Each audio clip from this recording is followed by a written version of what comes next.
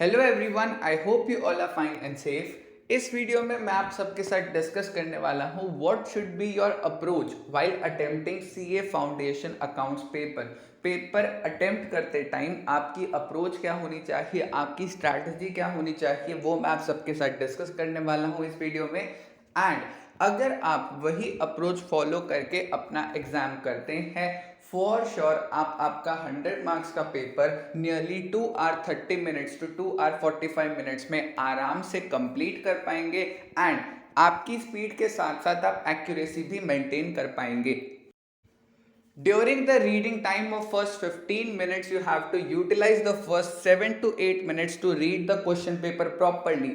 Properly question paper पढ़ना है, सिर्फ ऐसे नहीं करना कि क्वेश्चन नंबर 2 का ए पार्ट 10 मार्क्स का बीआरएस से आया है, 2 का B part rectification of error से आया है, 4 का ए पार्ट पार्टनरशिप से आया है, 4 का बी पार्ट एनपीओ से, 6 का ए पार्ट कंपनी अकाउंट से, हाँ हो गया मेरा पेपर रीड। ऐसे बिल्कुल भी नहीं करना है। ढंग से पढ़ना है, क्वेश्चन को देखना है, क्वेश्चन की डिमांड क्या है, क्वेश्चन में मुझे करना क्या है, क्वेश्चन में जो एडजस्टमेंट दे रखी है कितनी है, उन एडजस्टमेंट्स में से कहीं कोई एक आधी ऐसी एडजस्टमेंट तो नहीं जो मुझे नहीं आती। ये सब चीजें आपको इन 7 to 8 मिनट्स में पढ़नी है।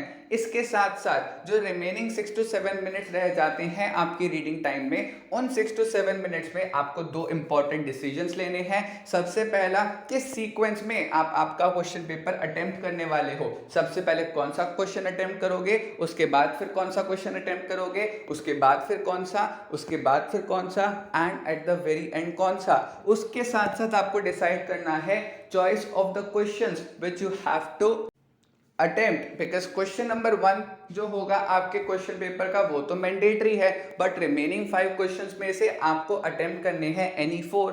सो आपको ये डिसाइड करना है कि कौन सा क्वेश्चन आप स्किप करने वाले हो। इसके साथ साथ अगर आप क्वेश्चन नंबर 3 अटेम्प्ट करते हो जो कि आता है अकाउंटिंग फॉर स्पेशल ट्रांजैक्शन से, तो उसके सी पार्ट में आपको एक इंटरनल चॉइस भी मिलती है जो कि जनरली होती है अकाउंट करंट और एवरेज ड्यू डेट में। आपको वो भी डिसाइड करना है कि आप अकाउंट करंट का क्वेश्चन करना चाहते हो या फिर एवरेज ड्यू डेट का क्वेश्चन करना चाहते हो। सो ये सब चीजें आपको इस 15 मिनट के रीडिंग टाइम में ही करनी है। सो याद रखना, इस 15 मिनट के रीडिंग टाइम में आपके पास 15 सेकेंड्स भी नहीं है वेस्ट करने को। तो अगर आपके बेंच के आगे वाला, आपके बेंच के पीछे वाला या आपके बेंच के साथ वाला कोई बंदा पूछे भी कितना आता है पेपर, क्वेश्चन नंबर ये आता है या नहीं आता, प्लीज जवाब देने की कोई जरूरत नहीं है।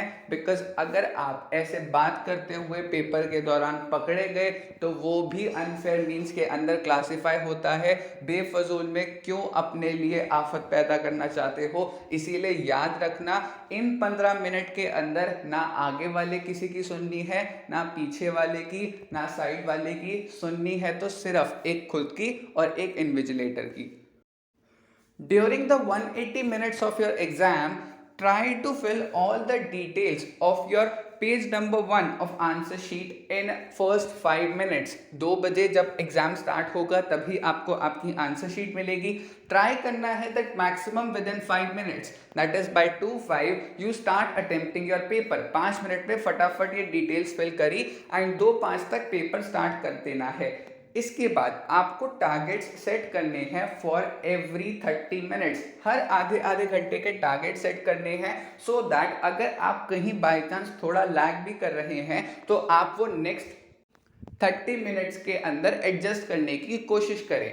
During the first 30 minutes, because आपको पहले ये फर्स्ट पेज के पर्टिकुलर्स भी फिल करने हैं, इसके बाद आपको अटेंडेंस शीट भी फिल करनी होगी, इन्विजिलेटर आके आपकी आंसर शीट साइन भी करेंगे। एंड क्योंकि आप पेपर स्टार्ट कर रहे हैं, स्टार्टिंग में स्पीड आपकी थोड़ी स्लो भी होती है, इसीलिए फर्स्ट 30 मिनट्स में आपका टारगेट थोड़ा सा कम रहने वाला है।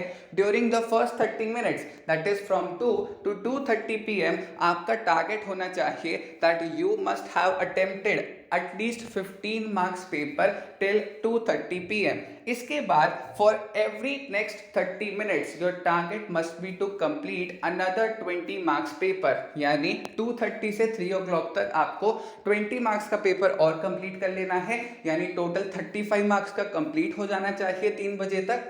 3:30 तक 20 मार्क्स का और, यानी टोटल 55 मार्क्स का। 4 o'clock तक 20 मार्क्स का और यानी 75 मार्क्स का इन टोटल, एंड 4:30 तक 20 मार्क्स का और यानी कि 95 मार्क्स का in total, and during the next 5 to 7 minutes you can complete the remaining 5 marks paper, यानी आप मोस्ट प्रोबेबली बाय 4:40 यानी 2 घंटा और 40 मिनट के अंदर अपना पूरा पेपर अटेम्प्ट कर पाएंगे if you follow this target. And अगर आपने थोड़ी सी ज़्यादा अच्छे से स्पीड मेंटेन करी then you can even complete the paper in 2 hours 30 minutes। And even if you fall short in completing these targets, we still have 20 minutes spare with us। हमने target रखा है 4:35 to 4:40 का, आपके पास still 20 to 25 minutes extra हैं, because आपका exam तो 5 बजे खत्म होना है। So you will easily be able to complete your paper by 4:50 और 4:55, सो दैट रिमेनिंग 5 मिनट्स में आप अगर एक बारी कोई क्वेश्चन चेक भी करना चाहें तो आप वो आराम से कर सकते हैं। Next is a very important tip which I am giving to you, which is that if you are stuck in any question and it is taking time more than usual, एक क्वेश्चन आपने करना start करा, बीच में ही अटक गए and अब समझ नहीं आ रहा आगे करें तो करें क्या, then in such a situation it is better to leave some space for that question for now and start doing the remaining paper, and once you are done with all of the remaining questions then take that question at the very end, because अगर आप उसी time उस question में और थोड़ा दिमाग लगाने की कोशिश करोगे तो एक चीज टाइम वेस्ट होगा, दूसरा प्रेशर भी बढ़ना स्टार्ट होगा, बिकॉज आपका जो ओवरऑल टाइम बचा है 3 घंटे में से वो भी धीरे धीरे कम होता जाएगा।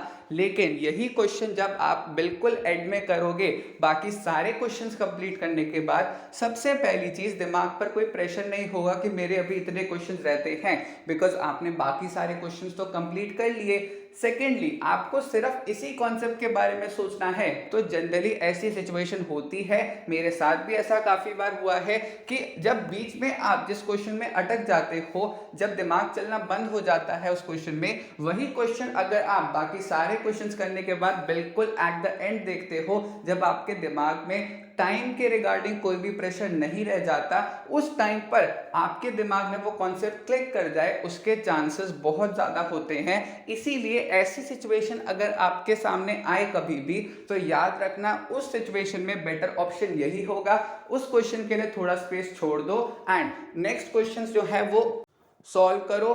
जितना पेपर आपका बच गया है वो पहले कंप्लीट करो and solve this question eight the very and. This was all for this video. Thanks for watching the video. Take care of yourselves.